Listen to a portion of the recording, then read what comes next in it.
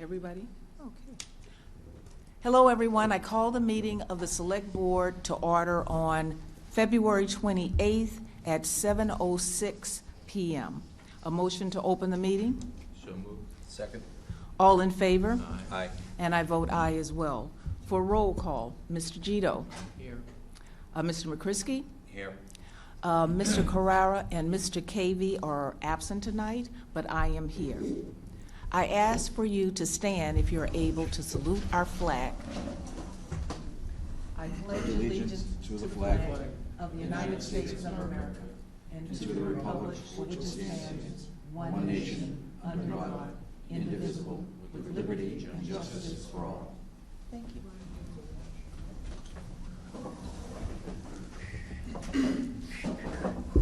This meeting will be conducted in person. Meeting will be recorded by SMAC Cable Television, broadcast live, and may be live streamed at www.stoughtontv.org. A recording of the meeting, transcript, or other comprehensive record of the proceedings will be posted on the town's website and/or SMAC as soon as possible after the meeting. Times are approximate, and items may be taken out of order at the chair's discretion. Let's start with our Select Board comments. Any comments from the Select Board? I have one. Yes, Mr. Gito. In my continuing interest in getting town meeting members, sort of an update on where we are. We've got 24 positions where there are no candidates running to fill positions. I would suggest that if anybody is interested, that they should go around and see if they can collect a few people to vote for them, as many as possible. I'm really concerned about where we are in terms of getting public participation. Town meeting is only one area where we have to get people to come out and do things.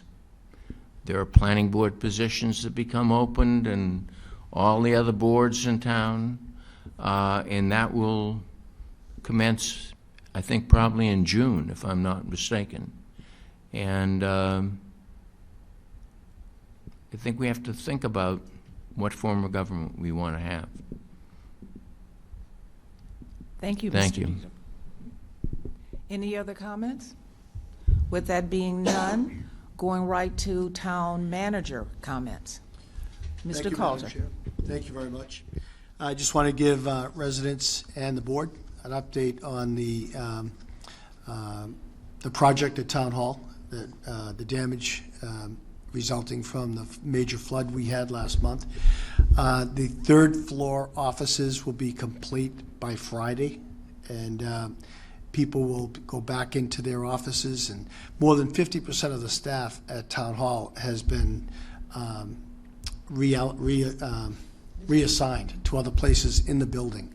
And so it's been a very difficult time. Everyone's boxes have been packed and stored, but they've persevered quite well, and people are getting their jobs done. By end of this week, again, all the offices on the third floor will be complete. With a little luck, by next Wednesday, a week from tomorrow, the Great Hall will be complete, and we'll be going back to meetings there after next week. We next go down to the second floor, our engineering and zoning and permitting, and that was the area that was damaged the most. Ceilings caved in from the weight of the water, and on that floor, 2 feet up, all around on every wall, has to be demolished and then rebuilt and restored. They'll have that done within 10 days of starting, and those people will be relocated down to the third floor, and business will continue as usual. And so I just want to, in addition to giving this board and the public an update on where the project is going, just to shout out to the town employees who haven't missed a day and haven't missed a beat. Work continues. There's great confusion because everything is packed away. I was looking for the charter today, and it took me an hour and a half. And the Great Hall is completely full from wall to wall with furniture and cabinets. And Gilda went through there to find the charter for me because I had to look something up. It was probably an hour and a half to 2 hours. She found another thing today to find that document. So everybody deserves kudos for what they've done, and I know I appreciate it greatly. I've seen them in action. The next thing I would like to announce, it's, pardon me, somewhat of a lengthy announcement from the town treasurer. And the reason we think this is necessary, because of the mistake that was made in the mailing back in January, things have been different, and so if you'll indulge me, I'd just like to read this statement from her. This is a reminder from Paula Newt, the treasurer-collector, that the corrected FY23 third and fourth quarter real estate tax bills were mailed on February 3rd, 2023. Both quarter remit slips were in the envelope marked as Q3 and Q4, and both quarters are due on May 1st, 2023. But payments for the third quarter will be accepted earlier than May 1st, 2023, and if you do so, it will be greatly appreciated. An insert was mailed with the tax bill explaining why the taxpayer is receiving a corrected tax bill. The FY23 third quarter water, sewer, trash bills were mailed on February 14th, 2023, and are due on March 16th, 2023. The calendar year motor vehicle excise tax bills will be mailed on March 8th, 2023, and will be due on April 7th, 23. The tax bills may be paid online at stoughton.org, and a drop box for payments is located at Town Hall for taxpayers' convenience. If there's any questions, please feel free to call the Treasurer's office. And that's all I have for announcements. Thank you, Madam Chair. Thank you so much, Mr. Coulter. Let's move right along to citizens' comments. Yes, Mr. DeFelice, please step forward, state your name and address, and please have a seat. How are you doing? Good. Great. Everything but my Ooh. knee. Good evening. Ed DeFelice, 200th Way, Stoughton. I wanted to give the board an update on the SMAC situation. I think as you might remember, there was to be an election on November 19th for an open position. However, the meeting really never occurred because one of the people there read a statement, derogatory statement about the person who was running against him. So all of a sudden, they had a police officer escort us out. So that's what happened there. But now we're 3.5 months out from that meeting, and apparently they don't want to hold an election, I guess. I don't know what's going on with that. So what's happened is the person that's up for re-election is currently still running the show up there and voting and working on budgets, etc. It would seem to me where he was not elected, he should not be assuming that he's still the chairman. And this is kind of serious. I mean, it's like, and mostly because it's been so long that they don't communicate anything to anybody. So I would ask, with all due respect, that this board recall the 2 appointees that you did back in the fall. The reason is these 2 fellows are enablers for the person that's taken the chair, although he has not been reelected. There's something wrong there. I think the board should pull those 2 guys out and get that thing squared away. I know I understand, I guess you don't have that much influence, but maybe as you negotiate, maybe the contracts should have a paragraph in there that would give you more power. I know you can recall any person that you appointed at any time for any reason. So this could be done, and maybe if that's done, maybe they'll start squaring away the situation out there, because it's pretty bad. I have been doing a show there for several years, and that climate is so hostile, and I just don't even want to do it until that's squared away. And people ask me, how come you're not doing it? And I say, well, there's problems there. So anyway, with respect, I would ask you to really consider that, and I think that might go a long way to, having that go back the way it should be. And I mean, only in dictatorships do they cancel elections. So anyway, thanks for your time on that one. Thank you. Thank you, Mr. DeFelice. Mr. Vetresco, please step forward, state your name and address, please. Peter Ventresco, 587 Kent Street, Town Stoughton representative. I just have a couple of questions. I guess one's going to be for the town manager. I'm getting conflicting stories with the pipe that froze in the town hall. Is it a main pipe coming in, or is it a sprinkler system? Sprinkler head, to you, Madam Chair. Oh, yes, please. It was the sprinkler head that burst, right to the right of the elevator. So it froze, or what happened there? It's under pressure, and it froze. All right, If you look at the elevator, sir, it's to the right. There's a very, very high ceiling that goes up, I'm familiar with that. and it's right up there. So although all the heat was turned up to the very max level, that particular sprinkler head burst. It was under pressure, lost close to 6,000 gallons in 7 minutes. All right, so I'd like to bring this to your attention. I've seen buildings before that had the problems where the sprinkler system would freeze. Then they antifreeze them, and then you got to put a black backflow valve where the water's coming in case the main breaks. It doesn't suck the water out of the building and contaminate the whole system with the antifreeze. Maybe that's what you people should be looking at. You raise a good point, sir. Our insurance company, Maya, they insure probably 80% of all the municipalities in the state. We contacted their risk management department, and they're sending an engineer to inspect the whole system and all of the other sprinkler heads that are in the Great Hall. We believe those sprinkler heads are under-spec'd. Oh. And the insurance company has agreed that they will pay to replace them to what should be spec'd. Yeah, but not for the damage, or Pardon me? they paying for the damage to the building? Is almost $2 million worth of damage. Yeah, and was the they're insurance paying- company picking that up? Yes, sir. Okay. All right, one more thing I'd like to add to what Mr. Gito said about not enough people applying for a town meeting rep. Well, there could be a couple of good reasons why they're not applying, because there's just too much lunacy that goes on there, and all people do is want to give money away. Last year, we probably had a 50% turnover. A lot of people have been there for years left because of that reason. And the new people come in, like the row I sat in at Precinct 8, I had to get up a half a dozen times because these young ladies wanted to get up. And so I thought they were getting up to go to the up front to say something. No, they went up back, socialized.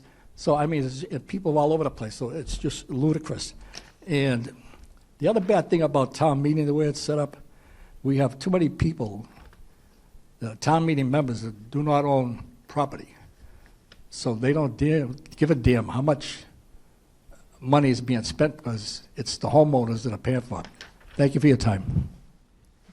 Thank you very much, Mr. Ventresco. Any other, okay. Mr. Banas, please step forward, state your name and address. Peter Banas, Precinct 2, Town Meeting Rep, 41 Walnut Court. I'm just here, I'll try to keep this short.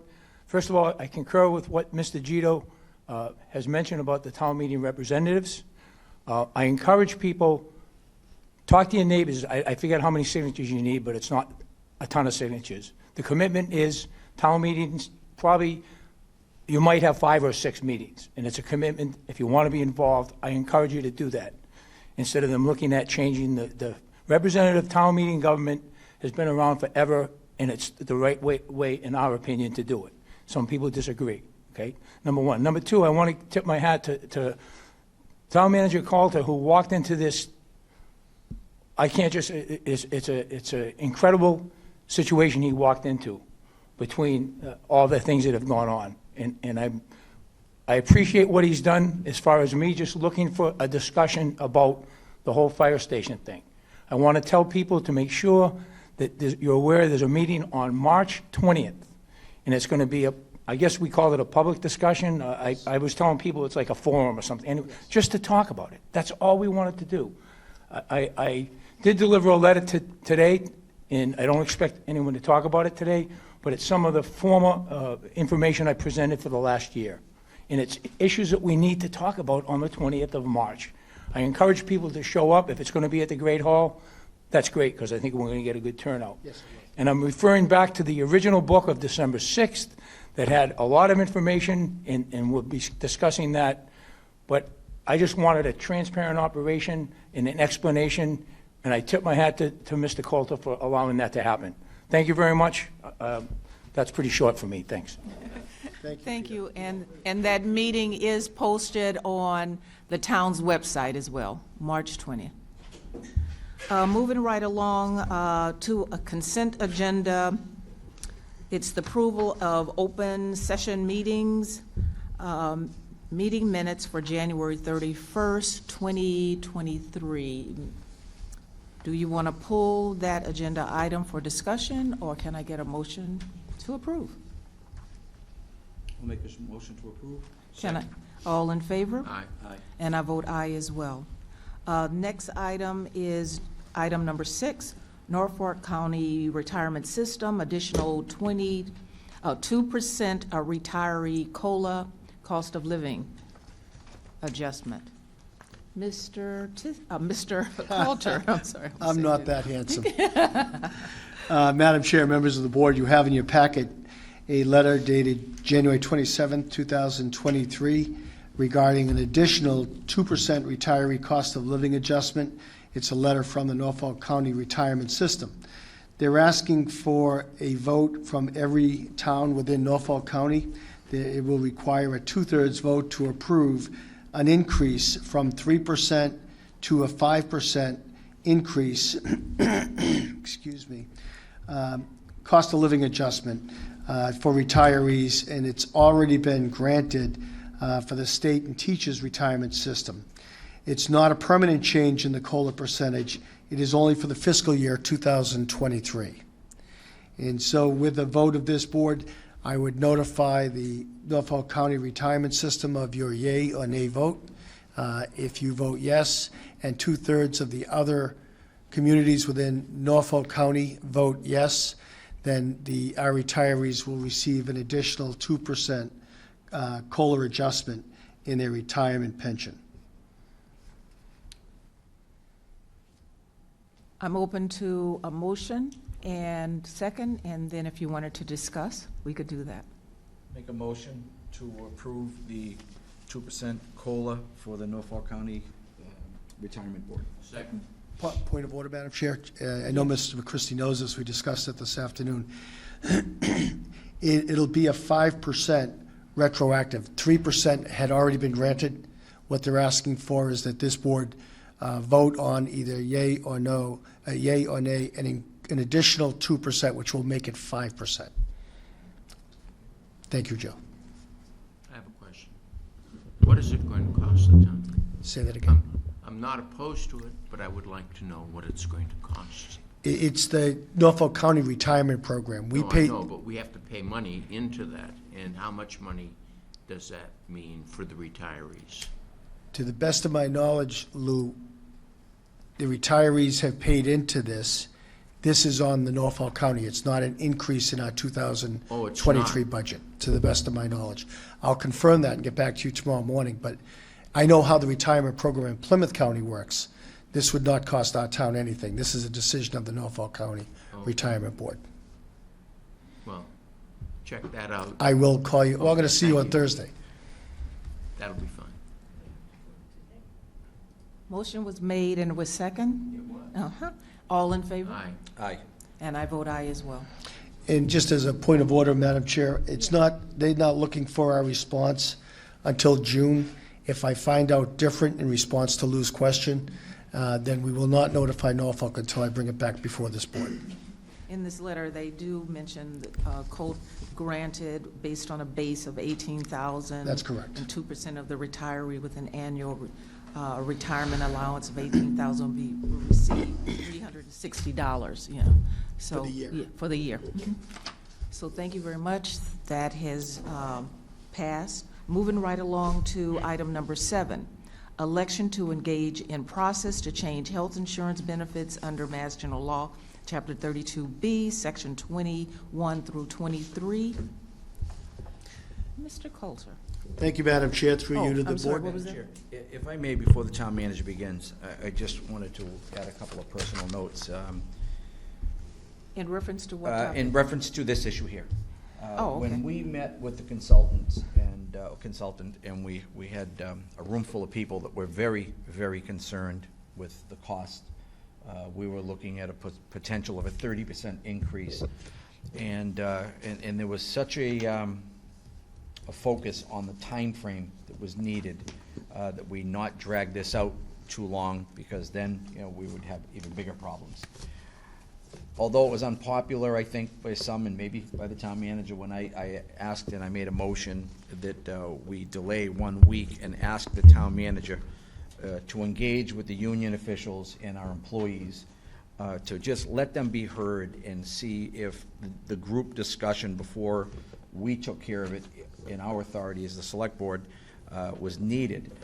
And with that, it really, we don't need the vote for the 32B right now, as a result of the town manager and his efforts to bring all of our department heads, the union groups, the Insurance Advisory Committee, who all sat down as a group, and got this done, in a collaborative effort. And it's just one more thing that I just want to thank the town manager for, the difference that he's brought to this position since he's been here in a short amount of time, is that he truly is a collaborator. He's bringing in people that may not agree all the time, but to get all the information out there, and factual information. There was some people that were really nervous that night. So with that, we continue, and especially, in the area, because I was told by some other people that Deanna and Tracy and the Human Resources, Trish, in our IT department, and a few other people really came together and went above and beyond. I've noticed it. There are people that I've talked to over the years, employees that have said things to me that they finally see somebody in here that's helping them contribute more to the town.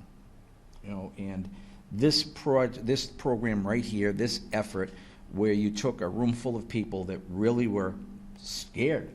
They were scared, looking down the barrel of a 30% increase and not really knowing the issue that well, all came together.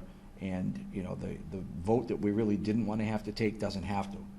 And I think, Mr. Town Manager, through you, Madam Chair, to you and to your staff, please take back, our congratulations for a job, once again, well done, and avoiding another catastrophe. And it goes to show when we can put differences aside and talk about facts instead of fear, that we can get a lot of things done. So my kudos to you and your staff. And I would also like to add, I know you have things that you wanted to say, but we are in a congratulatory mode right now. So, and I also want, under the heading of collaboration, it was just wonderful to see the execution of that collaborative effort. I want to thank the unions all working together. I want to thank Deanna and Tracy for all of their efforts. And Mr. McCrisky used the term above and beyond. And this is what I actually call above and beyond. Such a great job. Well, thank both of you. That's very kind. Lou, you must have some kind words. Ditto. Thank you. Good enough. No, I mean, I've said this to you on other occasions.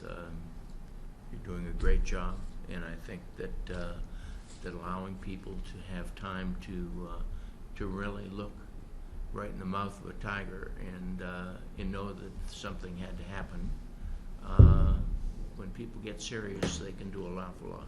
Well, thank you for that. If I may, Madam Chair. Yes, please. I'd like to just, first of all, thank you for your very kind and generous words. But I want to go back just a little bit so the public understands the challenge that this board faced and that the unions faced. We have 15 different unions. I think I have that right. 15 different unions. And you're right, Joe, that night there were 50 or 60 people here that were very concerned about a 30% increase. By way of history, the state legislature, which I was proud to be part of at the time, understood that municipal health care costs were spiraling out of control, and that the town had very little standing outside of collective bargaining that could address those escalating costs. And so we passed a law, Section 32B, Chapter 32B, Sections 21 through 23, that allowed the town to engage in a process with their insurance advisory committees, which over a 6-month period would allow the town to change the plan design of its health care program in an effort to contain its escalating costs. Although collaboration was required with the unions, at the end of the day, this board had the unilateral right to change plan design. And so notice was given 6 weeks ago tonight to the IAC that we were in a crisis, that the fund was quickly becoming insolvent due to escalating premium costs and due to post-COVID optional surgical procedures that had been put off during COVID. And we expected to be insolvent by July 1st. That evening was probably the height of the angst that we were dealing with. Since that time, the union leaders, working primarily with Deanna and Dee, our human resource department, met every week, over and over and over again. And I must say the unions, and I told them this personally, added extraordinary value, particularly our police and fire union and members of the MTA. They added significant brain power. But it was really Deanna and Trish that kept this coalition together. One thing I want to say about Deanna, she's been here 30 years. Her institutional knowledge and her relationships and the trust that union leaders have for her proved to be the key ingredient to pulling this thing off. So through collaboration, through communication, and a lot of really insightful impact, we reached an agreement, and you have in front of you the signatures of 15 union leaders. We have a 100% unanimous vote for the plan that collectively and collaboratively we designed. You also have in front of you something I required from our insurance company, Gallagher. It's called an opinion letter. We didn't want to have a quick fix and be back here in a year saying, oh my goodness, we didn't do enough, we didn't go far enough, we didn't fix it, we weren't creative enough. So I required that Gallagher give us a professional opinion letter that says, this solves your problem. Now, it doesn't mean we won't come back for a modest increase next year if that's what the markets do. We're self-insured if the claims continue to rise, but we're no longer in a crisis. And the last point I want to make is to the point that facts are friendly. It's one of the things I said in my interview for this position, and it's one of the things I'm going to say over and over again. This Friday, I'll be publishing on the new town website. Lou, you're going to love the website. It went up today. And also in the town crier on the back page, I do a letter to the residents every week.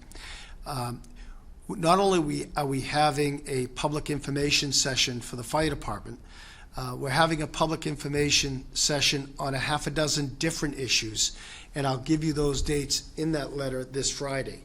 For instance, the next agenda item, the community knows that we're talking about regional 911. The town of Stoughton deserves 21st century technology. We don't have the $8 to $10 million needed to give the residents that type of technology. But we're going to have a public information hearing, in addition to the fire department, on regional 911 so that we can share information and facts. And all I ask is that the residents of Stoughton withhold their strong opinions on what's good, what's bad, what makes sense, what doesn't make sense. We've got the police chief and the fire chief completely on board now. and supportive, and we've got the dispatchers touring Holbrook's Regional 911 this Thursday. And after that tour, their technology team is coming back to Stoughton to look at the police department, the fire department, the new fire department, to do an outline of the $8 to $10 million in technology grants that the state will give us should we choose to move to Regional 911. So nobody's rushing anything. The public will have complete, full disclosure on what our options are, what the advantages are, what the disadvantages are. In my world, I'm biased. I believe the people of Stoughton deserve state-of-the-art technology, and we don't have the money to provide that state-of-the-art technology. With Regional 911, we'll have the best technology and a redundant system. If we sign up to 911, then our current system will become the backup system. We have no redundant backup system now. In the event of a catastrophic weather system that comes in and we lose power, we don't have a state 911 system. So there are lots of things that are going to come out in these information systems. We've lost power in the last month. We've lost power during the 4th of July last summer. We lost contact with all the other towns around us because of our electronic technology of the 20th century, not the 21st century. So we're going to share all the information. We're going to answer every question on every issue that comes before this town. We've got a public information session coming up about our 4-year capital plan and our broken infrastructure, about our new code of conduct that it's going to be introduced to every board and committee in this town that's been passed by this board. So what I'm going to assure, and I'm doing this, members of the public, under the direction of this board, is be open and transparent about everything. Hold nothing back. Share all the facts. That there are no good facts or bad facts. There's just facts. So I want to thank you for your kind words. I particularly want to thank Deanna and Tracy. They literally ran around yesterday to get all of these signatures in the 11th hour, and I especially want to thank our union members for their unbelievable input and their cooperation and their collaboration. Thank you, Madam Chair, for that opportunity. Thank you very much. Thank you. Is there anything else, or should we move on to the next item, which is item number 8, the opt-out? Did you need a vote or anything on item number 7? Yes. Okay. We need a vote on item number 7, Madam Chair. Okay, The thank motion you. is before Lou. I have a motion to read. Yes. I move to approve the memorandum of agreement dated February 27th, 2023 regarding health insurance benefits and authorize the town manager to execute the same. Can I get a second? All in favor? Aye. Aye. And I vote aye as well. Okay. Moving right along to item number 8, discussion to vote to implement insurance opt-out plan for town employees, payments in lieu of receiving insurance. Mr. Calder. Thank you, Madam Chair. So when we started doing this 2 years ago in Kingston, we were among the first to develop an opt-out program so that employees have a full range of options. They can adopt our insurance, which is still in the top 50% in terms of its quality, or they may choose to opt out of our program. A family plan right now is costing us approximately $22,000 to $23,000 a year, and we pay 70% of that. So while I was in Kingston, we developed an opt-out program that our attorney has now fully vetted, and would ask the board for a vote this evening. In simple terms, the opt-out program will reimburse an employee $6,000 a year for 2 years after they opt out of a family plan and perhaps join their spouse's plan, and an amount of $3,000 for an individual program if they opt out of our plan and into another plan. There are several provisions. It's up to the choice of the board if you'd like me to read this, but there are several provisions, and then there's a healthcare opt-out application that the employee would have to fill out. It's not something that's as simple as just handing out a check. There are provisions to qualify to opt out, how long you have to be opted out for, how you would get back in if the need arose, and how long that payment would last for, which is 2 years. So that, I believe, document is before you of the opt-out program, the application that the employees would complete in order to apply. And again, not to be out of control in terms of heaping praise, but this is something that Deanna and Tracy, once again, collaborated with a dozen other towns and took the best of every town's opt-out program, put it into our program, and then had town council review it and perfect it even further. So it's a well-thought-out program. It gives our employees options that maybe they otherwise wouldn't have, and so that's before you for a vote this evening as well.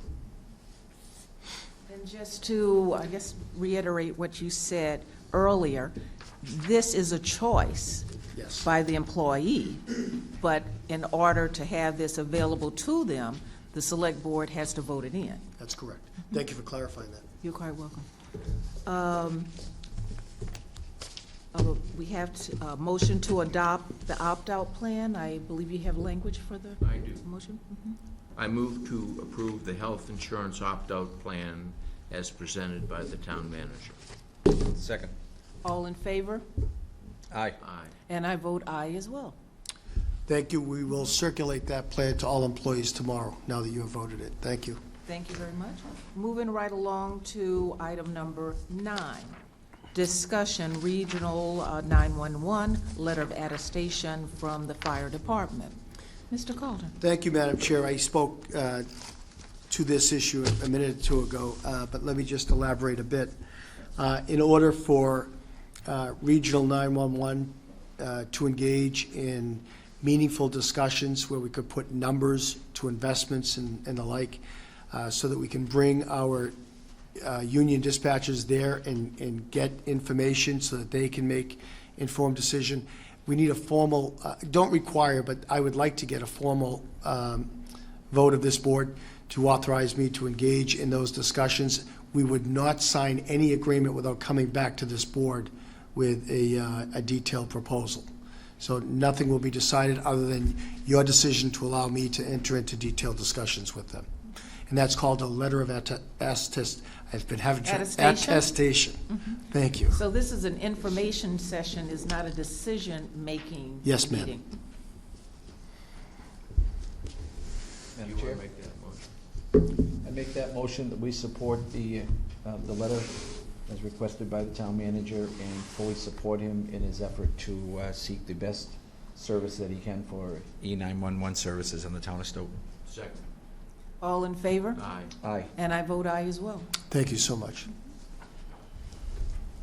And with that, without any other business for the select board, I will make a Accept the motion to motion. adjourn. Well, I don't want How to was that? second that. It's too early to go. it's too early. Hey, Peter, Peter, we may have time for you to read your letter.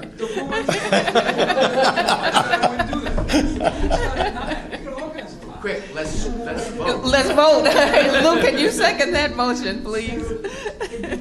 I did. Okay, Lou seconded. All in favor? Aye. Aye. And I vote aye as well. Good night, everyone, and we will see you next time. Thank you.